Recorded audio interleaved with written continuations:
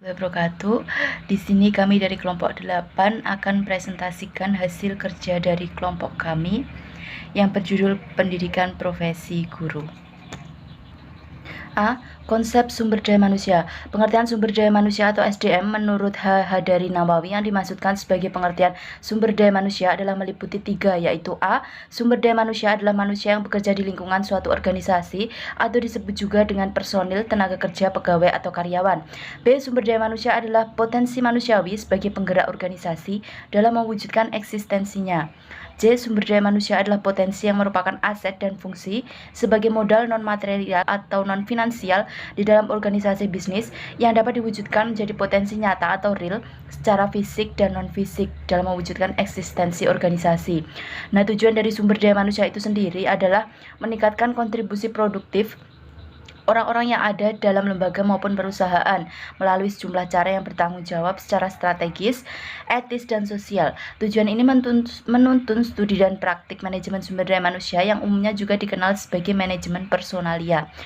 Studi manajemen menguraikan upaya-upaya terkait dengan sumber daya manusia itu sendiri. Yang kedua, konsep sumber daya manusia. Fungsi dari sumber daya manusia itu ada fungsi perencanaan. Perencanaan adalah kegiatan memperkirakan tentang keadaan tenaga kerja agar sesuai dengan kebutuhan organisasi secara efektif dan efisien dalam membantu terwujudnya tujuan. Kemudian ada pengorganisasian. Pengorganisasian adalah kegiatan untuk mengatur pegawai dengan menetapkan pembagian kerja, hubungan kerja, delegasi wewenang, integrasi, dan koordinasi dalam bentuk bahkan organisasi. Kemudian yang ketiga ada pengarahan dan pengadaan. Pengarahan adalah kegiatan memberi petunjuk kepada pegawai agar mau kerjasama dan bekerja efektif serta efisien dalam membantu tercapainya tujuan dari organisasi tersebut. Kemudian yang keempat ada pengendalian. Pengendalian merupakan kegiatan mengendalikan pegawai agar menaati peraturan organisasi dan bekerja sesuai dengan rencana. Yang kelima ada pengembangan. Pengembangan merupakan proses peningkatan keterampilan teknis, teoritis, konseptual, dan moral pegawai melalui pendidikan dan pelatihan. Ruang lingkup sumber daya manusia. Lingkup dari pengelolaan sumber daya manusia itu meliputi semua aktivitas yang berhubungan dengan sumber daya manusia dalam organisasi. Seperti yang dikatakan oleh Russell dan Bernardin bahwa all decisions which affect the workforce concern the organized human resource management function, atau aktivitas-aktivitas yang berkaitan dengan manajerial atau pengelolaan sumber daya manusia ini secara umum mencakup 1. Rancangan organisasi, 2. Staffing, 3. Sistem reward, tunjangan-tunjangan, dan pematuhan atau compliance. Yang keempat, manajemen performansi. Yang kelima, pengembangan pekerja dan organisasi. Dan yang keenam adalah komunikasi dan hubungan masyarakat. Kemudian prinsip-prinsip pengelolaan sumber daya manusia. Ada 3 prinsip dalam pengelolaan manajemen sumber daya manusia, yaitu 1. Orientasi pada pelayanan dengan berupaya memenuhi kebutuhan dan keinginan sumber daya manusia, di mana kecenderungannya sumber daya manusia yang puas akan selalu berusaha memenuhi kebutuhan dan keinginan para konsumennya. Kemudian yang kedua adalah membangun kesempatan terhadap sumber daya manusia untuk berperan aktif dalam perusahaan dengan tujuan untuk menciptakan semangat kerja dan memotivasi sumber daya manusia agar mampu menyelesaikan pekerjaan dengan. Kemudian yang ketiga adalah mampu menemukan jiwa entrepreneur sumber daya manusia perusahaan yang mencakup 1. Menginginkan adanya akses ke seluruh sumber daya manusia. Yang kedua adalah berorientasi pada pencapaian tujuan perusahaan. Dan yang ketiga adalah motivasi kerja yang tinggi. Yang B, meningkatkan mutu sumber daya manusia melalui kegiatan pengembangan profesi guru atau PPG. Guru merupakan ujung tombak dalam meningkatkan kualitas pendidikan, di mana guru akan melakukan interaksi langsung dengan peserta didik dalam pembelajaran di ruang kelas melalui proses belajar dan mengajar. Inilah berawalnya kualitas pendidikan. Nah, ada 1. Peran PPG. Pendidikan profesi guru merupakan program pendidikan tinggi yang dilaksanakan setelah program sarjana dan mempersiapkan peserta didik untuk memiliki pekerjaan dengan persyaratan keahlian khusus. Yang kedua ada tujuan PPG. PPG didasarkan pada Peraturan Menteri Pendidikan dan Kebudayaan RI Nomor 87 Tahun 2013 dalam Pasal 2 Permendikbud RI Nomor 87 Tahun 2013 dipaparkan tujuan program pendidikan profesi guru adalah A. Untuk menghasilkan calon guru yang memiliki kompetensi dalam merencanakan, melaksanakan, dan menilai pembelajaran. B. Menindaklanjuti hasil penilaian dengan melakukan bimbingan dan pelatihan peserta didik. Dan yang C. Mampu melakukan penelitian dan mengembangkan profesionalitas secara berkelanjutan.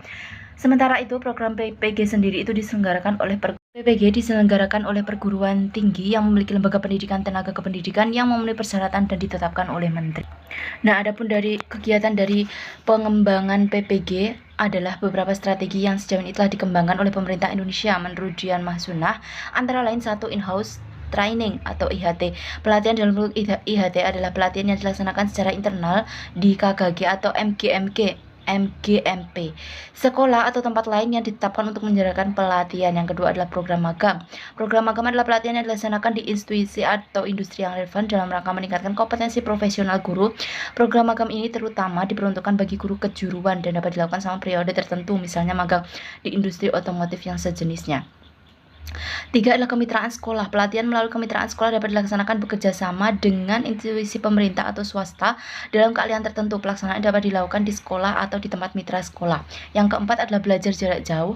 Pelatihan melalui belajar jarak jauh dapat dilakukan tanpa menghadirkan instruktur dan peserta pelatihan dalam satu tempat tertentu, melainkan dengan sistem pelatihan melalui internet dan sejenisnya.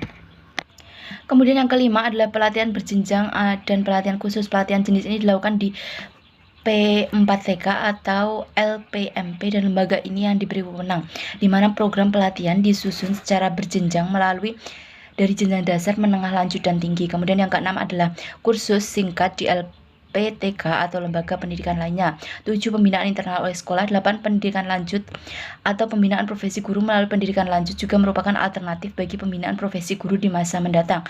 Yang kesembilan, ada juga kegiatan di luar ranah pendidikan, antara lain diskusi, workshop, seminar penelitian, penulisan buku, pembuatan alat peraga, dan pembuatan karya seni. Kemudian yang selanjutnya akan disampaikan oleh teman saya. Yang poin C yaitu kegiatan pengembangan profesi guru. Yang pertama, strategi pengembangan. Pengembangan profesionalisme guru selalu mendapatkan perhatian secara global karena guru berperan penting dalam mencerdaskan bangsa dan sebagai sentral pendidikan karakter. Tugas mulia yang diemban seorang guru tersebut menjadi berat karena bukan guru saja yang mempersiapkan generasi muda sebagai penerus bangsa, namun guru juga mampu bersaing dan unggul dari segi karakter. Mengembangkan profesi guru bukanlah sesuatu yang mudah, maka perlu strategi yang tepat dalam upaya menciptakan iklim kondusif bagi pengembangan profesi guru. Dalam jurnal ekonomi dan pendidikan yang ditulis oleh Mustafa, dijelaskan beberapa strategi yang bisa dilakukan oleh guru dalam menciptakan situasi yang kondusif bagi pengembangan profesi guru. Yang pertama ada strategi perubahan paradigma, yang kedua ada strategi debirokratisasi, yang selanjutnya poin B yaitu jenis-jenis kegiatan yang ada dalam pengembangan profesi guru. Ada yang pertama pendidikan dan pelatihan. Pendidikan dan pelatihan itu meliputi kegiatan in-house, training, pelatihan dalam bentuk IHT. Adalah pelatihan yang dilaksanakan secara internal di kelompok kerja guru, sekolah, atau tempat lain yang ditetapkan untuk menyelenggarakan pelatihan. Yang selanjutnya program magang. Pelatihan magang dilaksanakan di dunia kerja atau industri yang relevan dalam rangka meningkatkan kompetensi profesional guru. Yang ketiga, kemitraan sekolah. Pelatihan melalui kemitraan sekolah dapat dilaksanakan antara sekolah yang baik dan sekolah yang kurang baik, antara sekolah negeri dan swasta. Pembinaan lewat mitra sekolah diperlukan dengan alasan agar terjadi transfer nilai-nilai kebaikan dari beberapa keunikan atau kelebihan yang dimiliki mitra kepada mitra lain. Poin selanjutnya ada belajar jarak jauh. Pelatihan melalui belajar jarak jauh dapat dilaksanakan tanpa menghadirkan instruktur dan peserta latihan dalam suatu tempat tertentu, melainkan dengan sistem pelatihan internet dan sejenisnya. Yang selanjutnya pelatihan berjenjang dan khusus. Pelatihan jenis ini dilaksanakan di lembaga-lembaga pelatihan yang diberi wewenang, di mana program disusun secara berjenjang mulai dari jenjang dasar, menengah, lanjut, dan tinggi. Jenjang pelatihan disusun berdasarkan tingkat kesulitan dan jenis kompetensi. Sedangkan pelatihan khusus disediakan berdasarkan kebutuhan khusus atau disebabkan adanya perkembangan baru dan keilmuan tertentu. Yang nomor 2 ada pelatihan non pendidikan, ada diskusi masalah pendidikan, ada seminar, ada juga workshop, penelitian, penulisan buku atau bahan ajar. Yang terakhir pembuatan karya teknologi atau karya seni. Assalamualaikum warahmatullahi wabarakatuh. Saya akan menjelaskan lanjutan materi dari teman-teman, yaitu poin D, problematika pengembangan profesi guru. 1. Terbatasnya sumber dana dan sumber daya manusia. Secara kuantitatif, jumlahnya cukup besar, walaupun secara kualitatif masih perlu ditingkatkan. Mutu madrasah ditentukan oleh faktor internal dan faktor eksternal. Secara umum, faktor pendukung madrasah adalah adanya kesadaran kolektif anggota masyarakat tentang pentingnya penyiapan generasi penerus yang cerdas, berakal mulia, dan terampil. Masyarakat kemudian bahu-membahu mendirikan lembaga pendidikan di tengah-tengah keterbatasan sumber daya yang dimilikinya, termasuk sumber daya manusia atau SDM, baik guru maupun tenaga kependidikan. Kondisi tersebut tidak menyurutkan langkah untuk berkontribusi terhadap penggunaan generasi yang bermutu dan berakhlak mulia. Sedangkan faktor penghambat dan terbatasnya sumber dana dan sumber daya yang dimiliki oleh madrasah, terutama dukungan dana dari pemerintah terhadap madrasah swasta. Hal tersebut sedikit banyak berkontribusi dalam masalah rendahnya mutu pendidikan madrasah. Walaupun harus diakui, banyak juga madrasah yang dapat berkembang dan maju tanpa dukungan dana dari pemerintah. Pada sisi lain, hal yang bisa kita anggap ringan adalah kualitas sumber daya guru di madrasah dan harus mendapatkan perhatian serius karena guru memiliki peran penting atau important role dan strategis dalam proses pembelajaran di madrasah. Peran guru bukan hanya sebagai pengajar, tapi juga sebagai pendidik yang bertugas untuk melakukan transfer pengetahuan dan nilai atau transfer knowledge and values. 2. Peningkatan etos kerja.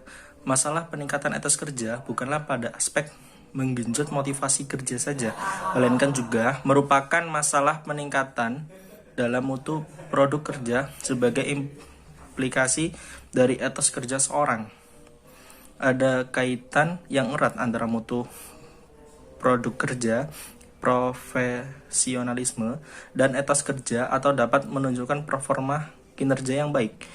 Individu harus memiliki motivasi tinggi, berkompetensi dan mampu untuk bekerja dengan baik, dan juga kapasitas untuk kecakapan capacity untuk bekerja.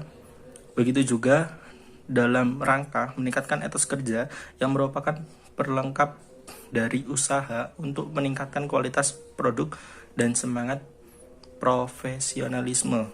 Seorang profesional akan menjalankan pekerjaan sesuai dengan ketentuan profesi yang dimilikinya, atau dengan kata lain memiliki kemampuan, keahlian, dan skill yang sesuai dengan ketentuan profesinya. Seorang profesional akan terus meningkatkan kualitas karyanya secara sadar dan kontinu melalui kegiatan pendidikan, pembelajaran, dan pelatihan. Sekian dari saya. Sebagai penutup penjelasan dari kelompok saya akhiri. Assalamualaikum.